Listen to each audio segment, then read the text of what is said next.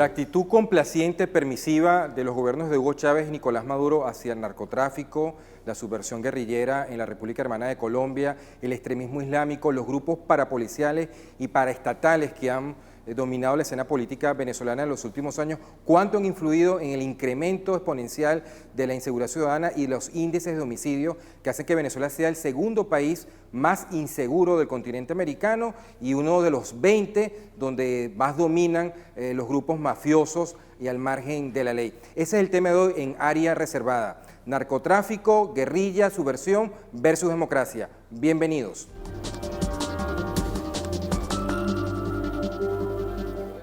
Amigos, gracias por estar con nosotros nuevamente en Área Reservada TV. Ya hicimos la presentación de nuestro tema de hoy y para ello tenemos dos especialistas que nos van a ilustrar con sus conocimientos y con su análisis sobre este inquietante tema para Venezuela. A mi mano izquierda nos acompaña la abogada e internacionalista Milagros Betancourt. Milagros, gracias por estar aquí con nosotros. Muchas gracias a ustedes, Pedro, por la invitación. Encantada de compartir con ustedes. Muy amable de tu parte. Milagros además ha sido funcionario de carrera de la Cancillería venezolana en un pasado no muy lejano, hay que decirlo. Y a mi mano derecha nos acompaña un conocido de todos nosotros, el doctor Fermín Mármol García, abogado y criminólogo. Fermín. Gracias, hermano, por la invitación para tratar y abordar estos temas tan complejos y que afectan a los venezolanos. Gracias a ti. De modo que ahora vamos con una regla del minuto y la misma pregunta para nuestros dos invitados. La alianza o la actitud que el gobierno venezolano ha tenido en los últimos 18 años hacia la guerrilla, el narcotráfico, los grupos extremistas, los grupos parapolíticos y parapoliciales, que tanto ha influido en el aumento de la criminalidad en nuestro país, en el deterioro de la calidad de vida de los venezolanos. Esa es nuestra pregunta. Vamos con la doctora Milagros Betancourt. Mira, Pedro, yo comienzo por hablar de la relación que se ha gestado efectivamente entre el gobierno de Chávez inicialmente y que ha continuado pues en el gobierno de Maduro. Chávez comenzó como un gobierno democrático como cualquier otro y si repasamos lo que fue su política exterior en el momento, pues todo era como muy formal, como muy por las reglas, hasta el año 2002, que yo considero que fue un punto de quiebre importante cuando el paro, cuando el Carmonazo, cuando todos estos eventos que fueron, al final terminaron, las consecuencias fueron muy desafortunadas para el país, pero Chávez decidió asumir una relación muy cercana con los Castro, con la idea de implantar un gobierno similar o una estructura de gobierno similar a la que tienen allá. Chávez no lo logró o no alcanzó a eso, pues porque la fuerza mayor se lo llevó, pero ese era el plan original, que evidentemente quedaba muy soslayado con el tema del exceso de dinero que teníamos y que permitía comprar voluntades políticas de países que miraban para los lados y no se daban cuenta de esta relación que se fue gestando con grupos muy importantes.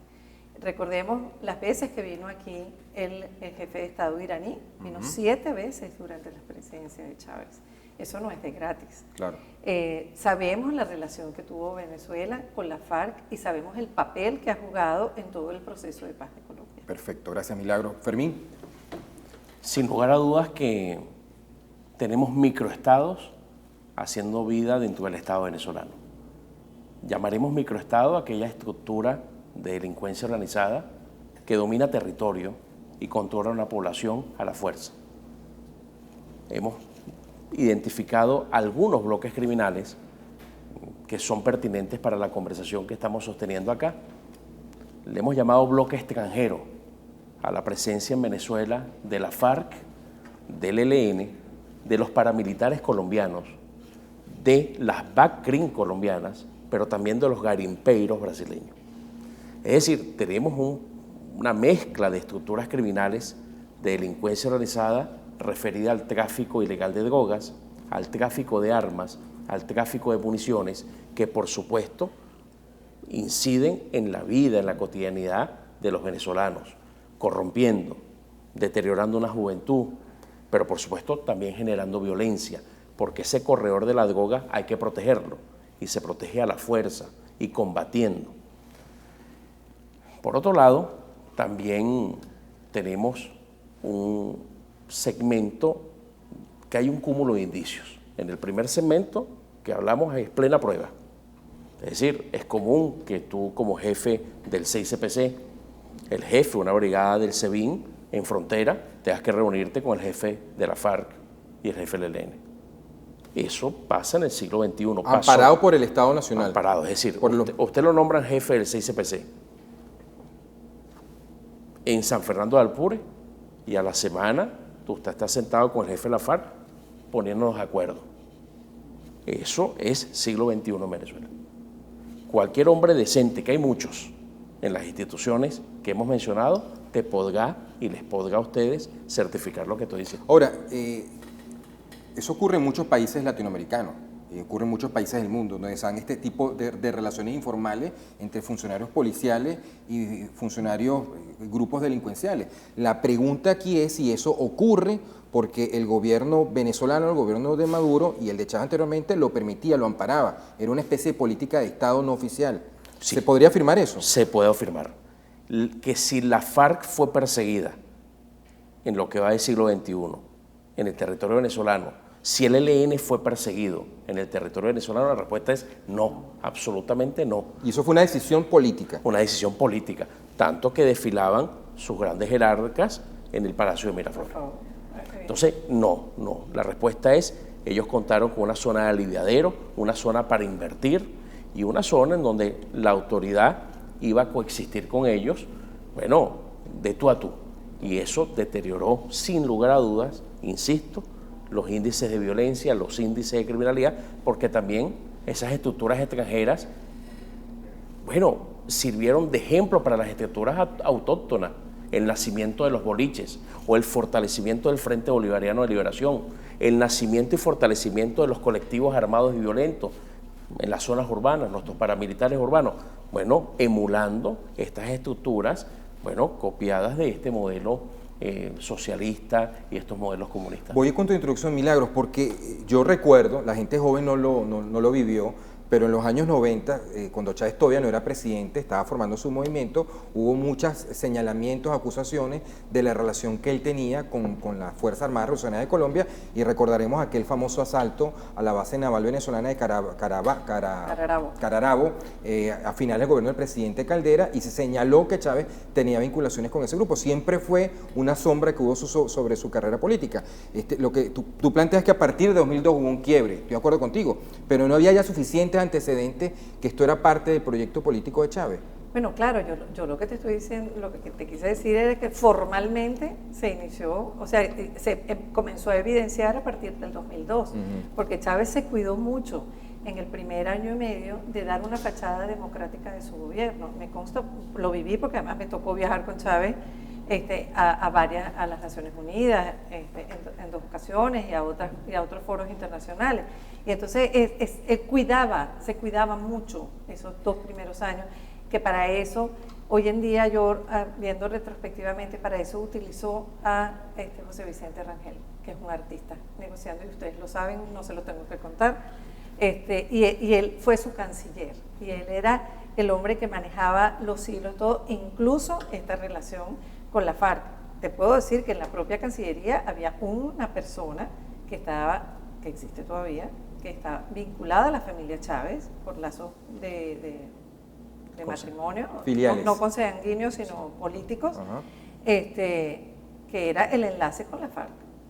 O sea que él tenía 2 planos de relaciones, una, la relación formal del Estado venezolano, claro, la tradicional democracia venezolana, correcto, y otro que él iba tejiendo de manera un poco solapada. Claro, pero es que esa además es una de las características de los gobiernos totalitarios. Tú mantienes relaciones internacionales con grupos paralelos. Lo mismo ha pasado con el tema de los sirios, lo mismo ha pasado con Irán. Bueno, mira, ¿cuántas veces no se ha denunciado la sacada del uranio hacia Irán? Ahora, pero los chavistas te dirían que eso no solamente lo hacen los gobiernos de ese corte, sino que también, por ejemplo, el gobierno de los Estados Unidos, el gobierno de Francia, también mantiene este tipo de relaciones con grupos irregulares. El apoyo, por ejemplo, de los Estados Unidos a los talibanes en la época de la invasión soviética de Afganistán. Podrían poner ese ejemplo. Bueno, ellos fueron los que crearon a ISIS, en todo caso, fueron los que los armaron. Claro que puedes poner ese ejemplo, pero es que eso está fuera de la estructura del Estado como Estado democrático o como república.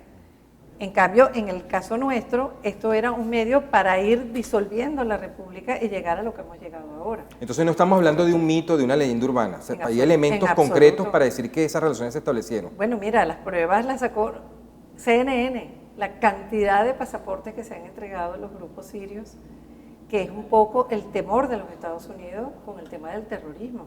Porque un pasaporte venezolano, nosotros hasta hace muy poco, eran muchos los países con los cuales no necesitábamos visado y tú podías entrar y salir libremente y pasabas 6 meses y te devolvías. Hoy en día ha empezado a apretar las tuercas. ¿Y tú crees que tiene que ver con eso? Tiene que ver con muchas cosas, pero eso prendió las alarmas. Y también, bueno, la situación de la migración tan brutal que ha habido, que hay más de 2 millones de venezolanos en el exterior y se siguen yendo. Sí. Entonces, hay suficientes cúmulo de evidencias para determinar que efectivamente sí hay una relación. Ahora, eso me lleva a la pregunta inicial de este programa. Todas estas relaciones extraestatales, parapolíticas que estableció Chávez y que ha mantenido Maduro, han incidido realmente en los índices, en el aumento de los delitos, de los homicidios en Venezuela en los últimos 18 años. Sí, correcto, Pedro. ¿Por qué? ¿De dónde salen tantas armas de fuego? ¿De dónde salen tantos fusiles? Bueno, la primera hipótesis de los parques de armas venezolanos, de estamento militar y policial, válido. 2, de las casas y quintas de personas de la clase media alta y alta que son objetos de hurtos y robos, válido. Pero también provienen del corredor de la droga, insisto. Esa ruta hay que controlarla, hay que protegerla, y el tráfico internacional de las drogas surte ese tipo de armamento a las bandas criminales que van a operar. Ejemplo, las megabandas criminales. Las megabandas surgen como una estructura que vino protegiendo el tema de la droga. Entonces, ¿quién controla la droga? Bueno, uno de los principales controladores de la droga es la guerrilla colombiana. Entonces, bueno, te imaginarás el problema que genera. Primero, corromper. En esa ruta tienes que corromper a muchísima gente. Corrompes muchísima gente porque es el ingreso de droga, almacenamiento de droga, clasificación de las drogas y exportación de las drogas. Tienes que corromper muchos funcionarios públicos, pero también tienes que armar. Y esas bandas criminales no solo individualizan esa práctica criminal, sino que mutan. Bueno, yo protejo este corredor de la droga, pero también secuestro. Pero también extorsiono, pero también me enfrento con bandas rivales y salen los homicidios, pero también controlo el centro penitenciario de la zona que tengo un plan. ¿Y no ha sido una dinámica perversa que se ha salido de control del Estado venezolano? Yo no solo creo que se salió del control del Estado venezolano, sino que el Estado venezolano fue realmente incompetente, por un lado, pero por otro lado también fue cómplice en muchos de los casos. Es decir, 18 años de revolución, 16 rectores de la seguridad, 25 planes de seguridad.